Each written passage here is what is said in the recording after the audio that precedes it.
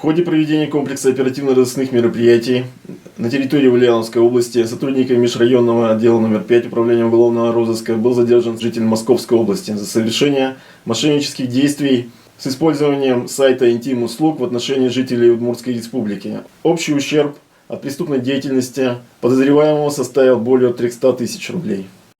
Просил у людей предоплату за оказание услуг девочек, за разные виды услуг.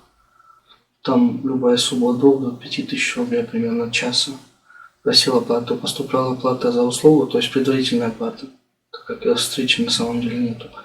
Потом далее просил оплату страхового депозита за страховку жизни девочек. Ну, типа якобы, чтобы все с девочкой было адекватно. Сумма от 8 до 10 тысяч рублей примерно. Далее просил оплату второй страховки. Я предупреждаю об этом человека, но ввожу в заблуждение, чтобы он не понял. Прошу двукратную страховку, оплачивать вторую сумму, потом прошу также поэтапно всю сумму, сколько он оплачивает, в РИКС-2. Признаете вы свою вину в настоящее время? Да. За ту ситуацию, да, признаю.